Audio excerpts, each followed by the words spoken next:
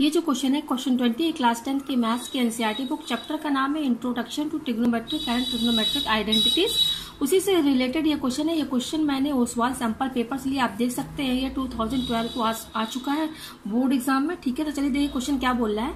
If 15 tan square theta plus 4 sec square theta equal to 23, then find the value of sec theta plus cosec theta का whole square minus sine square theta. यहाँ पर क्या कह रहा है कि 15 tan square theta plus 4 sec square theta equal to 23 के बराबर ये दिया हुआ है, गिवन है ये। ठीक है, हमें यहाँ पर किसकी वैल्यू फाइंड करनी है, sec theta plus cosec theta का whole square minus sine square theta का होल साइन स्क्वायर थीटा, इसकी हमें वैल्यू यहाँ पर फाइंड करनी है। ठीक है, तो ये क्वेश्चन मैंने यहाँ पर लिख लिया। आप देख सकते गिवन जो दिया हुआ है क्वेश्चन में वो दिया हुआ है 15 tan square theta plus 4 sec square theta equal to ये 23 के बराबर है और हमें इसकी वैल्यू यहाँ पर फाइंड करनी है। ठीक है, तो चलिए इस क्वेश्चन को सॉल्व करते हैं।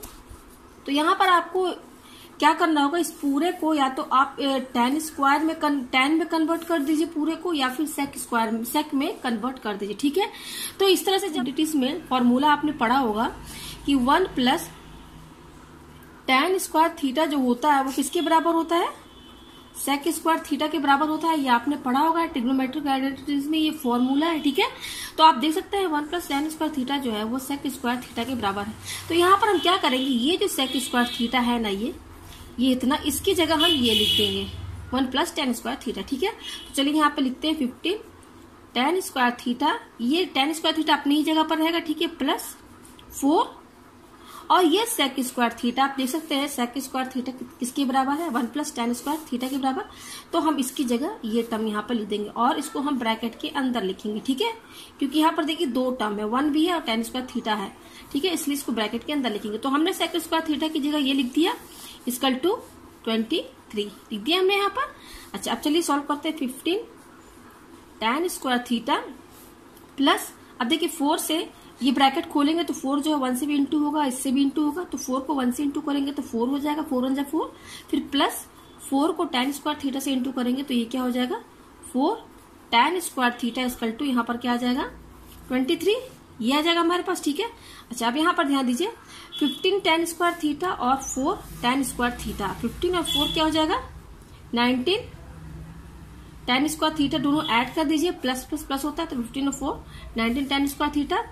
अब ये जो 4 है ना, ये 4, इस 4 को मैं इधर साइड लेकर जाऊंगी। ठीक है, मतलब tan वाली टर्म एक जगह रहेगी और नंबर जो है वो एक साइड रहेगा। तो ये 4 को मैं इधर लेकर जाऊंगी, ये 23 तो अपनी ही जगह रहेगा, बस ये प्लस 4 इसका साइन प्लस इधर साइड जाएगा तो -4 हो जाएगा, यही होगा। ठीक है, अच्छा 23 में से 4 माइनस करेंगे तो क्या आएगा 19 आएगा। ठीक है, तो हमारे पास क्या है 19 tan square theta equal to 19, ये आया हमारे पास। ठीक है, हमें क्या चाहिए tan स्क्वायर, ये tan स्क्वायर थीटा यहीं पे रहने दीजिए, ये 19 इसके साथ इंटू में है तो tan स्क्वायर थीटा की वैल्यू कितनी निकलेगी, ये जो 19 इधर साइड आ जाएगा तो डिवाइड में चला जाएगा, ये 19 डिवाइड में चला जाएगा इसके, तो 19 1 जा 19, ये कितना आया 1 आया।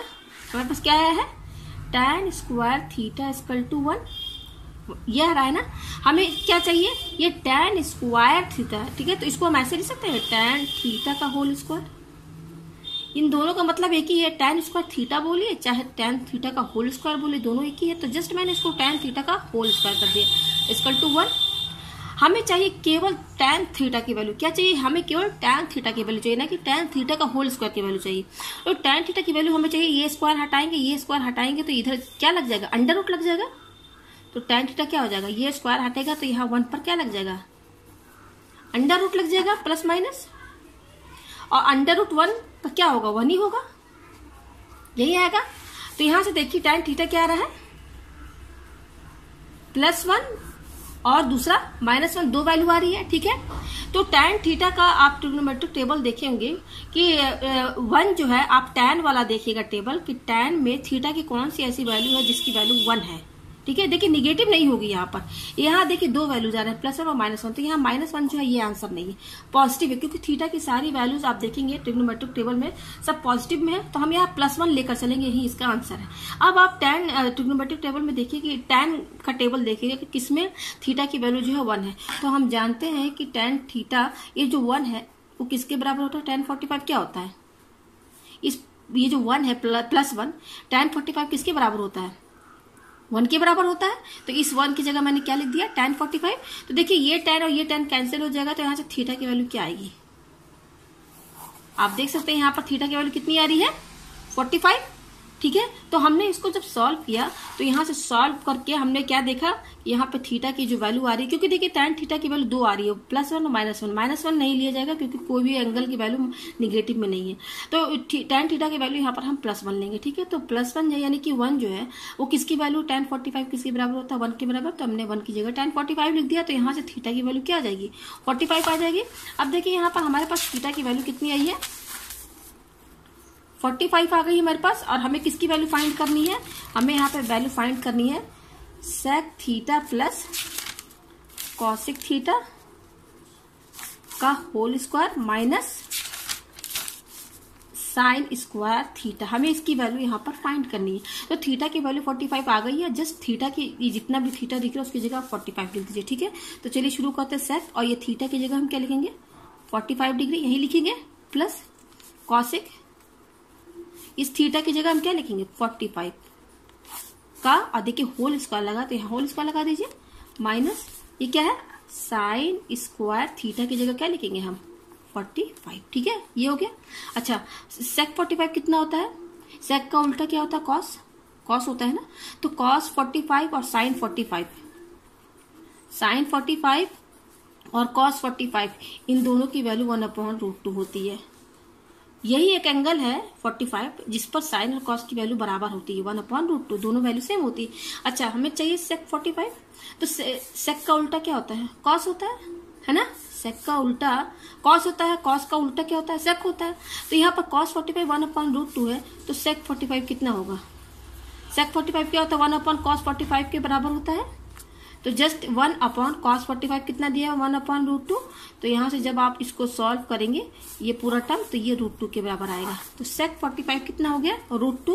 तो यहाँ पे मैं √2 लिख देती हूँ, प्लस देखिए cosec 45, sin 45 देखिए 1/√2 होता है, तो इसको उल्टा कर देंगे तो cosec की वैल्यू आ जाएगी, 1/sin 45 cosec 45 के बराबर होता है। तो इसका रेसिप्रोकल कर दीजिए, तो cosec 45 की वैल्यू क्या आएगी, √2 आएगी। तो √2 लिख दीजिए, इसकी वैल्यू √2, इसकी वैल्यू भी √2, और ये स्क्वायर में है, यहाँ स्क्वायर लगा दीजिए, माइनस ये है साइन स्क्वायर 45। तो साइन 45 कितना होता है, 1/√2, 1/√2 लिख दीजिए यहाँ पर। और क्योंकि यहाँ स्क्वायर लगा है इसलिए आप यहाँ स्क्वायर लगाएंगे, ऐसे हो गया।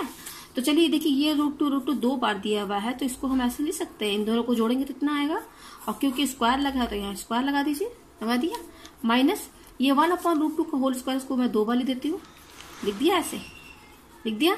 अच्छा, अब ये देखिए इसका स्क्वायर है, तो चलिए मैं इसको 2 बार ही लिख देती हूँ। इस 2√2 को, इस टर्म को 2 बार लिखना है तो 1 बार लिख दिया, फिर 1 बार और लिख दीजिए, ये आ गया, माइनस। अच्छा, ये देखिए इंटू कीजिए, 1 को 1 से इंटू कीजिए, 1/1 हो जाएगा, और ये नीचे क्या है, √2 × √2, तो मैं एक्चुअली इसको लिख ही देती हूँ, यही हुआ। ठीक है, अब इसको इंटू कीजिए, तो 2 × 2 = 4, 2 × 2 = 4, ये 2 × 4 इंटू, और ये √2 और ये √2, इसको 2 बार इंटू करेंगे तो यहाँ से 2 निकलेगा पेयर बन के। ठीक है, तो √2 2 के बराबर हो गया, माइनस 1/, यहाँ पर भी देखिए √2 किसके बराबर हो जाएगा, 2 के बराबर हो जाएगा। ठीक है, अब देखिए यहाँ पर क्या करेंगे आप, हमारे पास क्या आया, इतना आया, 4 × 2 यानी कि 8, माइनस, और ये √2 तो 2 के बराबर हो गया, तो ये 1/2 ऐसे आ गया, ये आ गया। इसको हम 8/1 लिख सकते हैं, लिख दिया। अब हम चलिए इसका एलसीएम लेते हैं, तो एलसीएम लेने पर क्या आएगा, 2 आएगा, 2 आया हमारे पास, फिर 2 1 2 2 2 8 16, माइनस, और यहाँ पर 1 आएगा, 16 में से 1 गया, 15/2, यानी कि आंसर जो आएगा वो हमारा आ रहा है 15/2। कहने का मतलब यहाँ पर जो इसकी वैल्यू है, ये हमें किसकी वैल्यू फाइंड करनी थी, फाइंड द वैल्यू ऑफ, ये हमें इसकी वैल्यू फाइंड करनी थी। देखिए यहाँ पर क्वेश्चन में बोल रहा है फाइंड द वैल्यू, वैल्यू यानी कि एक नंबर यहाँ पर आएगा। ठीक है, तो नंबर आएगा तो वो कैसे आएगा, जब हमें यहाँ पर थीटा की वैल्यू पता रहेगी तभी तो सॉल्व करेंगे, तो यहाँ पर नंबर आएगा यानी कि वैल्यू आएगी, क्योंकि यहाँ वैल्यू बोल रहा है, देख सकते हैं। तो यहाँ इसको सॉल्व करने पर हमने यहाँ से थीटा की वैल्यू कितना निकाल लिया, 45, जस्ट इसमें हमने पुट कर दिया, तो आंसर हमारा कितना आया, आप देख सकते हैं 15/2। तो मुझे उम्मीद है आपको ये क्वेश्चन बहुत अच्छे से समझ में आ गया होगा।